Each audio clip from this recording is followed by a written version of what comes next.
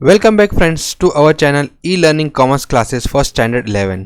दोस्तों आज मैं आपके लेके आया हूँ सिंपल जर्नल एंट्रीज, ताकि आपका जितना भी अब आज तक हमने कंसेप्ट पढ़ा है वो सब रिवाइज हो जाए। फिर हम उसके बाद एक लेके आएंगे एक कॉम्प्रिहेंसिव सम जो आपके पूरे जर्नल के चैप्टर को कवर करेगा। दोस्तों पिछले चैप्टर में हमने देखा था जीएसटी कंसेप्ट और डिस्काउंट कंसेप्ट।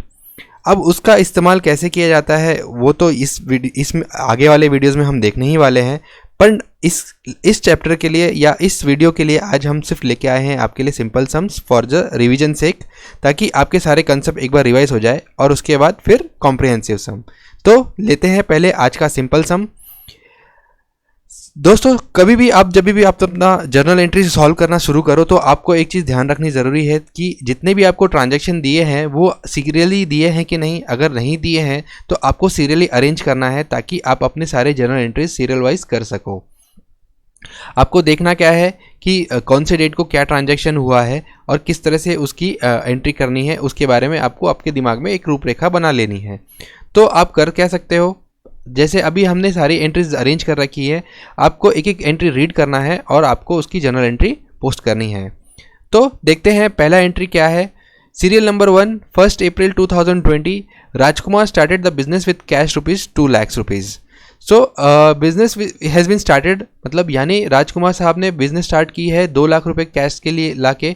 तो उसकी जनरल एंट्री कैसी होगी, चलिए देखते हैं। एक रिवीजन के तौर पे आपको पता ही है, फिर भी एक रिवाइज हो जाएगा आपका।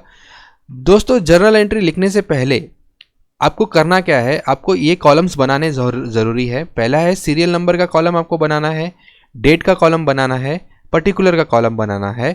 उसके बाद बनाना है आपको laser folio, debit and credit. दोस्तों टाइप ऑफ अकाउंट का कॉलम आपको एग्जाम के लिए बनाने की ज़रूरत नहीं है, ये सिर्फ एक सिंपल सम है और हमारा रिवीजन का सम है, इसलिए मैंने आपके लिए रखा है। आगे के सम्स में हम ये अकाउंट का कॉलम नहीं रखने वाले। तो आपको कौन कौन से बनाने हैं, serial number, date, particular, ledger folio, debit and credit. तो पोस्टिंग करते हैं पहले जर्नल एंट्री की। फर्स्ट सीरियल नंबर में आपको लिखना है फर्स्ट एंट्री, जो भी फर्स्ट एंट्री है आपकी सीरियल नंबर 1 2020 के ईयर का अप्रैल 1 का एंट्री है, और उसकी एंट्री कैसे होगी, cash account debit to capital account. पहली एंट्री जो हमने की है कैश अकाउंट की, उसके बाद हमने लिखा है डेबिट, यानी क्या डेबिट रिकॉर्ड। आपको ज़रूरी है आपके एंट्री जब आप करो, जो भी अकाउंट डेबिट करते हैं उसके आगे हम DR और डॉट ऐसा लिखना आपके लिए ज़रूरी है। और नीचे वाली अकाउंट जो टू कैपिटल अकाउंट, टू आपको लिखना ज़रूरी है आपके लिए। और टू आप जब लिखोगे तो थोड़ा सा स्पेस छोड़ के, जैसे आप देख सकते हो कैश के S लेटर के नीचे मेरा TO का वर्ड स्टार्ट हुआ है, आपको भी इसी तरह लिखना है। 2 कैरेक्टर छोड़ के तीसरे कैरेक्टर के नीचे आपको 2 स्टार्ट करना है और आपका अकाउंट लिखना है। तो इसकी एंट्री आप देख चुके हो, कैश अकाउंट डेबिट जो आपका रियल अकाउंट है, और 2 कैपिटल अकाउंट जो आपका पर्सनल अकाउंट है। डेबिट में 2 लाख रुपए कैश अंदर आई है बिजनेस में, और कैपिटल को हम क्रेडिट करेंगे क्योंकि प्रोप्राइटर इज अ गिवर, तो 2 लाख रुपए हमने क्रेडिट किया। और उसके बाद बहुत इंपॉर्टेंट नरेशन लिखना नहीं भूलना है हमें, being capital introduced by the proprietor, ये आपको लिखना बहुत ज़रूरी है। आई होप आपको समझ में आ गया होगा किस तरह से हमें बनाना है जर्नल के कॉलम्स। तो अब मैं आपसे सिर्फ आपकी एंट्रीज डिस्कस करूंगा आगे की। देखते हैं सेकेंड एंट्री क्या है। सेकेंड एंट्री है 4 अप्रैल की, paid wages of ₹10,000 to mister Raju. तो खर्चा है हमारा तो डेबिट होगा, और पैसे जा रहे हैं तो कैश क्रेडिट होगी। देखते हैं कैसे होती है इसकी entry. Second entry of 4 April, wages account debit, जैसे मैंने आपको बताया कि आपका खर्चा है और नॉमिनल अकाउंट है तो नॉमिनल अकाउंट को हम डेबिट करते हैं, और 2 कैश अकाउंट को क्रेडिट किया जाएगा। क्योंकि कैश जारी है बिजनेस से। हमने डेबिट में लिखा 10,000 और equal and opposite entry of credit, that is 10,000 to cash credit. और उसके बाद हमने लिख दिया narration being wages paid of ₹10,000। चलिए देखते हैं third entry, deposited cash of ₹60,000 in bank. अब प्रोप्राइटर ने सोचा कि चलो इतना कैश दुकान में रखते हुए बैंक में डिपॉजिट कर देते हैं, तो क्या होगी उसकी एंट्री, चलिए देखते हैं।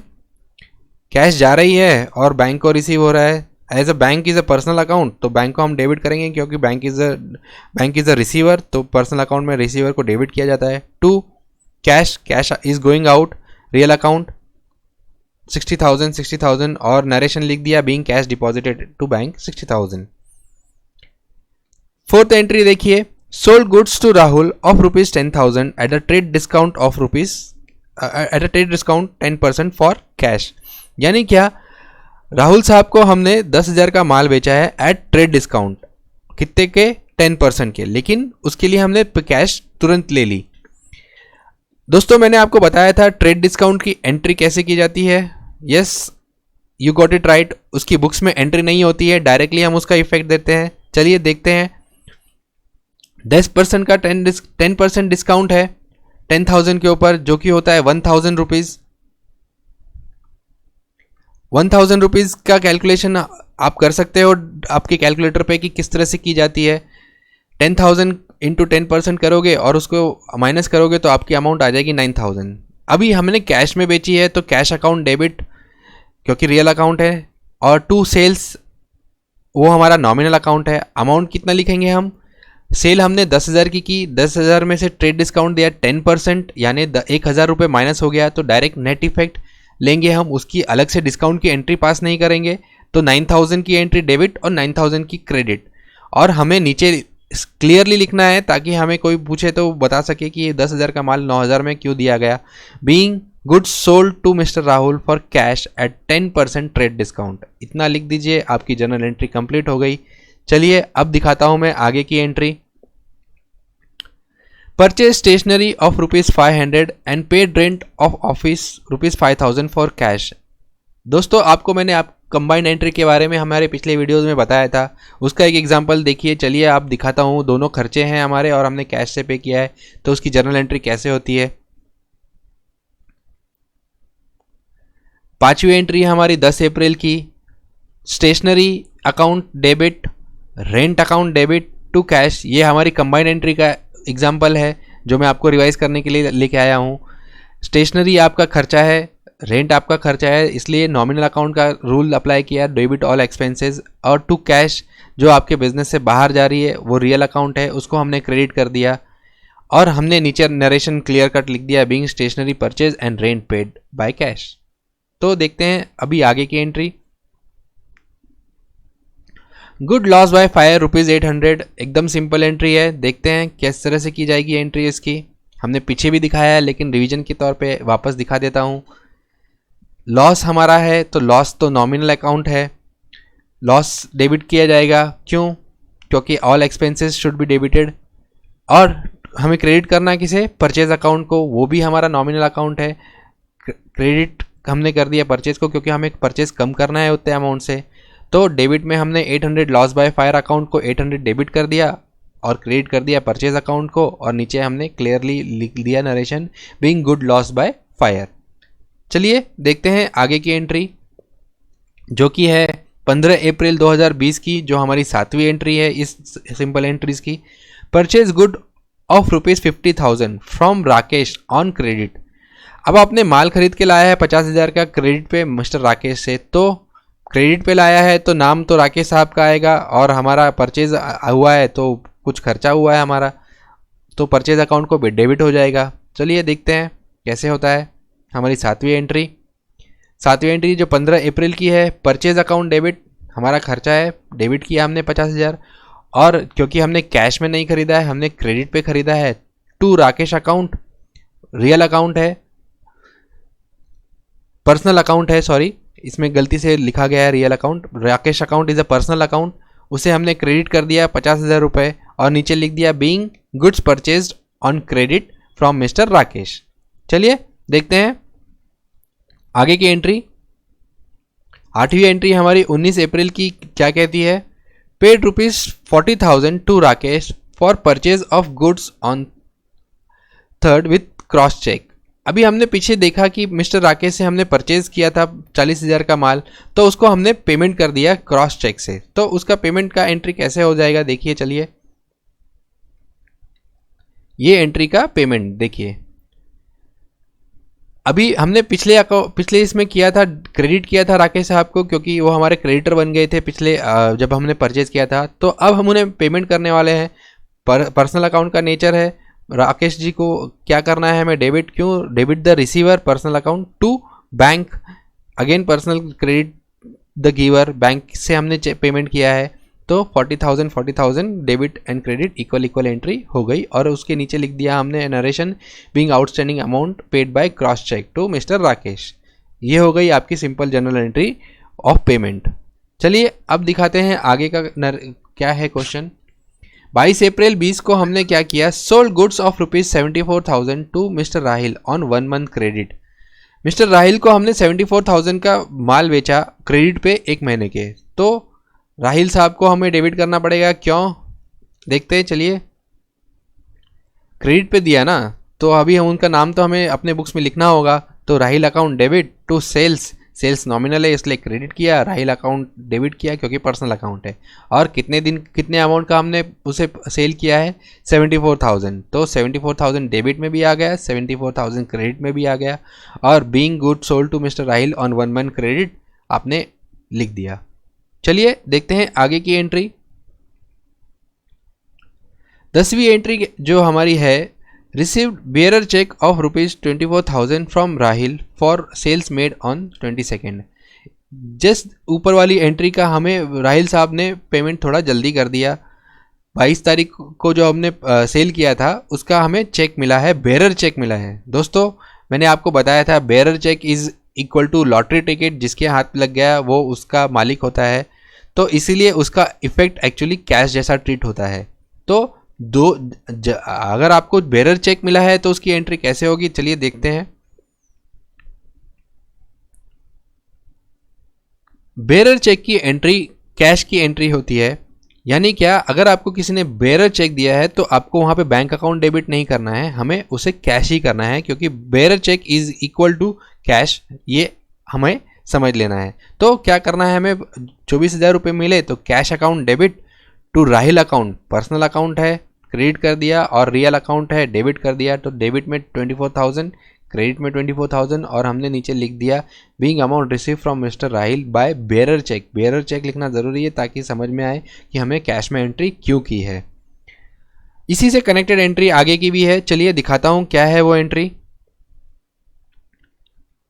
अब हमने क्या किया, मिस्टर राहिल को एक ऑफर दिया 28 अप्रैल को कि अलाउड कैश डिस्काउंट ऑफ ₹5%। हमने क्या किया, मिस्टर राहिल को 5% का डिस्काउंट अलाउ करने का ऑफर किया अगर वो सारा कैश इमीडिएटली पे कर दे। यानी क्या, 74,000 जो माल सेल किया था हमने 9th एंट्री में, उसके बाद उन्होंने हमें 24,000 दे दिया।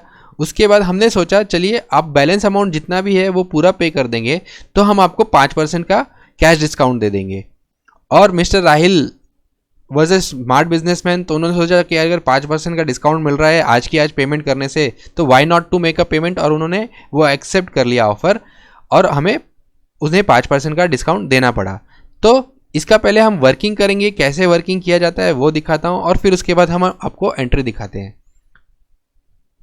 तो हमने देखा दोस्तों कि पहले हमने सेल किया था उन्हें 74,000 का, उसमें से हमें उन्होंने बेयरर चेक से 24,000 दे दिया, तो 74,000 माइनस 24,000 यानी कितना बैलेंस बच गया, 50,000। अब हमने उन्हें ऑफर क्या दिया कि जो भी आपका बैलेंस अमाउंट है उसमें हम आपको 5% का कैश डिस्काउंट देंगे अगर आप पेमेंट इमीडिएटली करेंगे। और मैंने आपको जैसे बताया कि उन्होंने तुरंत एक्सेप्ट कर लिया ऑफर, तो उसके ऊपर 5% कैश डिस्काउंट कैसे कैलकुलेट होगा, बैलेंस अमाउंट 50,000 है, उस पर अगर आप 5% निकालोगे तो निकलता है 22,500। दोस्तों मैं आपको सिंपल तरीका भी बताऊंगा कैश डिस्काउंट या डिस्काउंट कैलकुलेट करने का, कैसे कर सकते हो विदाउट कैलकुलेटर, वो भी मैं आपको सिखाऊंगा ये एंट्री के बाद। अभी इस बार के लिए आप समझ लीजिए कि 5% कितना होता है 50,000 का, दैट इज 2,500। अब इसकी जर्नल एंट्री कैसे होगी, देखिए हमें डिस्काउंट देना पड़ा, तो कितना हुआ हमारा डिस्काउंट इज एक्सपेंसेस। तो आपको करना क्या है, डिस्काउंट अकाउंट को पहले लिख लेना है और उसमें 2,500 की एंट्री कर देनी है, क्योंकि आप डिस्काउंट कितना देने वाले हो, 2,500। आपको मिलने वाला पैसा कितना था, 50,000 रुपये, और आप डिस्काउंट देने के बाद कितना मिलने वाला है, तो 50,000 रुपये माइनस 2,500, यानी आपके कैश अकाउंट में कितना आने वाला है, 47,500, दैट इज 50,000 माइनस 2,500 डिस्काउंट। तो आपको कैश अकाउंट में लिख लेना है 47,500। अब हमें इक्वल एंड अपोजिट क्रेडिट करना है, तो इक्वल एंड अपोजिट क्रेडिट कितने अमाउंट के लिए करोगे आप? 50,000 के लिए। क्यों?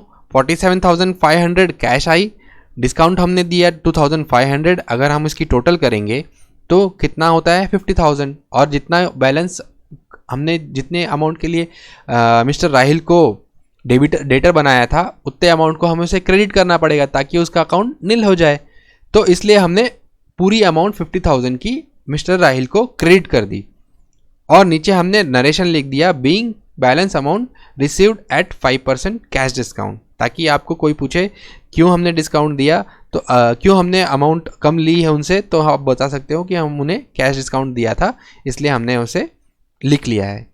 चलिए दोस्तों, ये तो था जर्नल एंट्रीज के बारे में। अब मैं आपको एक छोटा सा कंसेप्ट बताता हूं डिस्काउंट कैसे कैलकुलेट किया जाए विदाउट कैलकुलेटर। मान लीजिए आपके पास 100 रुपए है और उसके ऊपर 10% डिस्काउंट कैलकुलेट करना है, तो आप कैसे करते हो? 10 को आप 100 से डिवाइड करते हो तो आपको आ जाता है आपका डिस्काउंट का अमाउंट कितना अमाउंट हो गया। अगर इसे विदाउट कैलकुलेटर यूज करना है, से एग्जांपल ले लीजिए 20,000। इस 20,000 में हमें 10% बाहर निकालना है, यानी 1/10 ऑफ द हिस्सा बाहर निकालना है। तो क्या करेंगे हम? इसमें से 1/10 माइनस करेंगे। तो इसका सिंपल फॉर्मूला है 20,000 के ऊपर एक लास्ट जीरो के ऊपर आप हाथ रखोगे तो जितनी अमाउंट बैलेंस रहती है वो आपकी 10% की अमाउंट रहती है। तो आप तुरंत लिख सकते हो, अगर आपके यहाँ सामने 20,000 की अमाउंट है तो उसके ऊपर एक हाथ लास्ट जीरो पे रखोगे तो क्या आ जाएगा? 10%, उसको नीचे लिख लीजिए आप। तो ये डिस्काउंट की अमाउंट हो गई आपकी 20,000। अगर आपको 20,000 का डिस्काउंट देना है तो क्या करना है? 20,000 माइनस 2,000, एक हाथ रखने के बाद जो आपकी अमाउंट आती है 2,000 की वो माइनस करोगे तो आती है 18,000, यानी आपको बैलेंस कितना मिलने वाला है? 18,000। सेम वे अभी मैं आपको दिखाता हूं कि अगर 5% डिस्काउंट के बारे में बोला जाए तो क्या करना है। इसी एग्जाम्पल को मैं कंटिन्यू करता हूं। आपको करना क्या है? लास्ट जीरो पे हाथ रखना है। तो लास्ट जीरो पे हाथ रखने के बाद आप तो बोलोगे कि 10% आता है, तो 10% हमने लिख लिया। अभी 10 का आधा 5% होता है, हमें पता है वो। तो उसको क्या करेंगे हम? 2,000 को डिवाइड कर देंगे 2 से, तो कितना आ गया हमारा? 1,000 rupees, that is 5% cash discount. और दोस्तों एक और सिंपल बताता हूं, अगर 1% कैश डिस्काउंट के बारे में कोई बोलता है या 1% डिस्काउंट के बारे में बोलता है तो आपको करना क्या है? जहां पे आपने एक जीरो पे हाथ रखा या लास्ट डिजिट पे हाथ रखा वहां पे सिर्फ 2 डिजिट पे हाथ रखना है, यानी 2 जीरो को कवर करना है। तो अगर 20,000 में आप 2 जीरो कवर करोगे तो आपके पास रह जाएगा 200 रुपीज़, यानी आपका 20,000 का 1% होता है 200। अब अगली बार अगर आप मॉल में जाओ और आपको कुछ डिस्काउंट ऑफर दिया जाए तो आपको मोबाइल निकालने की ज़रूरत नहीं है, आप साथ के साथ उसके ऊपर हाथ रख के आप अपना कैलकुलेशन कर सकते हो और आप समझ सकते हो कि कितना डिस्काउंट आपको मिल रहा है। दोस्तों आई होप आपको ये समझ में आया होगा। ये मेरा रिवीजन जितना भी हमने सिंपल जर्नल एंट्रीज की है वो भी समझ में आया होगा, और discount, trade discount, cash discount और उसका कैलकुलेशन कैसे किया जाता है वो भी समझ में आया होगा। अगला वीडियो में हम आपके लिए लेके आएंगे एक कॉम्प्रिहेंसिव जर्नल एंट्रीज की सम्स, ताकि उसमें आपको समझ में आ जाए कि कितनी प्रकार की जर्नल एंट्रीज होती है और वो आपके सारा पोर्शन किस तरह से कवर किया जाए। तब तक के लिए दोस्तों thank you, keep watching our videos and share with your friends. दोस्तों आई होप आपको ये समझ में आता होगा हमारा। तो कुछ भी कमेंट हो तो हमारे वीडियोस के बारे में आप ज़रूर लिख सकते हैं और अपने दोस्तों को भी शेयर कर सकते हैं। So keep watching our channel. Thank you so much. क्या आपको टेक्स्ट बुक के दिए हुए क्वेश्चन की चिंता सता रही है? क्या आपको इस बात की चिंता है कि आप एग्ज़ाम के पहले अपना पोर्शन किस तरह से रिवाइज कर सके? तो यह है उसका सॉल्यूशन। हम लेके आए हैं 11th स्टैंडर्ड अकाउंट्स के लिए नोट्स एंड गाइड, जो आपके टेक्स्ट बुक के दिए हुए क्वेश्चन को तो सॉल्व करेगा ही, साथ में आपको मिलेगा इंपॉर्टेंट क्वेश्चन जो आपके एग्ज़ाम के लिए ज़रूरी है। और इसमें आपको मिलेंगे कुछ कॉम्प्रिहेंसिव सम्स जो आपको एग्ज़ाम के कुछ मिनटों पहले रिवाइज करने के लिए आसानी होगी। तो दोस्तों अगर आपको चाहिए आपका नोट्स एंड गाइड तो क्लिक कीजिए नीचे दिए हुए डिस्क्रिप्शन पे और पाइए आपकी खुद की कॉपी।